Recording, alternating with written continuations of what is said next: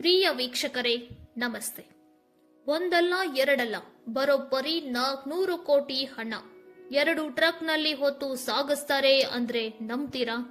4 ರಾಜ್ಯದಲ್ಲಿ ತೀವ್ರ ಚರ್ಚೆಗೆ ಒಳಗಾಗುತ್ತಿರುವ 400 ಕೋಟಿಯ 2 ಕಂಟೈನರ್ ಮತ್ತು ಅದರ ದರೋಡೆ ಕೇಸ್. ದೇಶದ ಅತಿದೊಡ್ಡ ದರೋಡೆ ಪ್ರಕರಣ ಇದಾಗಿದೆ.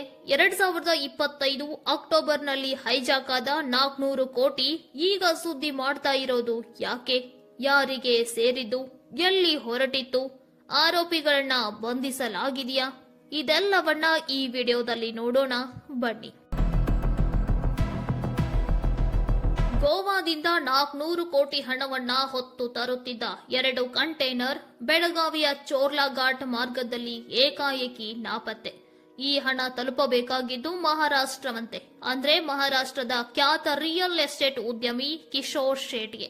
ಅವನಿಗೆ ತಲುಪಬೇಕಾದ ಹಣ ತಲುಪದೇ ಇದ್ದಾಗ ನಡು ದಾರಿಯಲ್ಲಿ ದರೋಡೆ ಆಗಿರೋದ್ರಿಂದ ಅವನ ಸಹಚರರು, ಅಂದ್ರೆ ಅವನ ಜೊತೆ ಕೆಲಸ ಮಾಡೋ ಮಹಾನುಭಾವರು, ಹಣ ಸಾಗಿಸುತ್ತಿದ್ದ ಸಿಬ್ಬಂದಿಯಲ್ಲಿ ಒಬ್ಬನಾದ ನಾಸಿಕ್ ಮೂಲದ ಸಂದೀಪ್ ಪಾಟೀಲ್ ಎಂಬಾತನನ್ನ ಅಪಹರಿಸಿ 400 ಕೋಟಿ ಇದ್ದ ಕಂಟೈನರ್ ದರೋಡೆ ಬಗ್ಗೆ ಮಾಹಿತಿ ನೀಡುವಂತೆ ಚಿತ್ರಹಿಂಸೆ ನೀಡಿದ್ದಾರೆ. ಅವರು ಬಂಧನದಲ್ಲಿ ಇಟ್ಟುಕೊಂಡು ಚಿತ್ರಹಿಂಸೆ ಕೊಟ್ಟಿದ್ದು ಬರೋಬ್ಬರಿ 1.5 ತಿಂಗಳಂತೆ. ಅವರಿಂದ ತಪ್ಪಿಸಿಕೊಂಡು ಬಂದ ಸಂದೀಪ್ ಪಾಟೀಲ್ ನಾಸಿಕ್ ಪೊಲೀಸರಿಗೆ ಜನವರಿ 1ರಂದು ಈ ಎಲ್ಲ ಮಾಹಿತಿಯನ್ನ ತಿಳಿಸಿದ್ದಾನೆ. ದೇಶದ ಅತಿ ದೊಡ್ಡ ದರೋಡೆ ಪ್ರಕರಣದಲ್ಲಿ ಇದು ಒಂದು ಆಗಿರೋದ್ರಿಂದ ಕೂಡಲೇ ಮಹಾರಾಷ್ಟ್ರದ ಪೊಲೀಸರು ಕಾರ್ಯಾಚರಣೆ ಪ್ರಾರಂಭಿಸಿ ಇಲ್ಲಿಯವರೆಗೂ 7 ಜನ ಆರೋಪಿಗಳನ್ನ ಬಂಧಿಸಿದ್ದಾರೆ. ಇನ್ನೊಂದು ಮುಖ್ಯವಾದ ವಿಷಯ ಅಂದ್ರೆ ಆ 2 ಟ್ರಕ್ನಲ್ಲಿ ಇರೋ 400 ಕೋಟಿ ಚಲಾವಣೆ ಇಲ್ಲದೇ ಇರೋ ನೋಟು.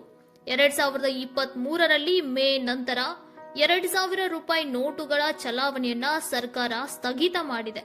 ಹಾಗಂತ ಆ ನೋಟ್ ಬ್ಯಾನ್ ಮಾಡಿಲ್ಲ, ಬದಲಾಗಿ ಈಗಲೂ ಲೀಗಲ್ ಸ್ಟೇಟಸ್ ಇದೆ, ಆದರೆ ಚಲಾವಣೆ ಇಲ್ಲ. ನೋಟು ಚಲಾವಣೆ ಇಲ್ಲ ಅಂತಾದ್ರೂ ಕೂಡ ಹಾರ್ಡ್ ಕ್ಯಾಶ್ 400 ಕೋಟಿ ಹೊಂದಿದ ಆ ವ್ಯಕ್ತಿ ಯಾರು? ಟ್ರಾಫಿಕ್ ಕ್ರಾಸ್ ಮಾಡಿದ್ರೇನೆ ಫೈನ್ ಕಟ್ಟಿ ಅಂತ ಫೋನ್ಗೆ ಮೆಸೇಜ್ ಬರೋ ಈ ಕಾಲದಲ್ಲಿ ಕಂಟೈನರ್ನಲ್ಲಿ ಕಪ್ಪು ಹಣ ಹೋಗ್ತಾ ಇದೆ ಅಂದ್ರೆ ಯಾಕೆ ತಿಳಿಯೋಕೆ ಸಾಧ್ಯವಾಗಿಲ್ಲ? ಗೋವಾದಿಂದ ಹೊರಟಿತ್ತಂತೆ, ಕರ್ನಾಟಕಕ್ಕೆ ಬಂದು ಕಳ್ಳತನ ಆಯ್ತಂತೆ, ಹೋಗ್ಬೇಕಾಗಿದ್ದು ಮಹಾರಾಷ್ಟ್ರದಲ್ಲಿ ನೋಟು ಬದಲಾಗಿ ಗುಜರಾತ್ ತಲುಪಬೇಕಾಗಿತ್ತಂತೆ. ಈ ಹೈ ಟಾಕಿಂಗ್ ಪ್ರಕರಣ ಕೇವಲ ಒಂದು ರಾಜ್ಯದ ತನಿಖಾ ಅಧಿಕಾರಿಯಿಂದ ಆಗುವಂತದ್ದಲ್ಲ, ಇದಕ್ಕೆ ಕೇಂದ್ರದ ಏಜೆನ್ಸಿಯೂ ಕೈ ಹಾಕಬಹುದು. ಈಗಾಗಲೇ ಮಹಾರಾಷ್ಟ್ರ ಸರ್ಕಾರ ಒಂದು ವಿಶೇಷ ತನಿಖಾ ತಂಡವನ್ನ ರಚಿಸಿದೆ. ತನಿಖೆ ಪ್ರಾರಂಭವಾಗಿದೆ. 400 ಕೋಟಿ ಮಾರ್ಗ ಮಧ್ಯದಲ್ಲಿ ದರೋಡೆ ಆಗಿದೆ ಅಂತ ಹೀಗೆ ಆರೋಪ ಕೇಳಿ ಬಂದಿದೆ ಅಷ್ಟೇ. ಇದಕ್ಕೆ ತನಿಖಾ ಅಧಿಕಾರಿಗಳು ತನಿಖೆ ನಡೆಸ್ತಾ ಇದ್ದಾರೆ. ಸಾಮಾನ್ಯ ಜನರಾದ ನಾವು ನೀವು 400 ಕೋಟಿನ ಅಂತ ಹವ್ವಾರು ಅವಶ್ಯಕತೆ ಇಲ್ಲ. ಈ ಹೈಜಾಕಿಂಗ್ ಪ್ರಕರಣದ ಬಗ್ಗೆ ನಿಮ್ಮ ಅಭಿಪ್ರಾಯವನ್ನ ಕಮೆಂಟ್ ಬಾಕ್ಸ್ ನಲ್ಲಿ ತಿಳಿಸಿ. ಮತ್ತೆ ಸಿಗೋಣ ನೆಕ್ಸ್ಟ್ ವಿಡಿಯೋದಲ್ಲಿ. Stay shine. ನಮಸ್ತೆ.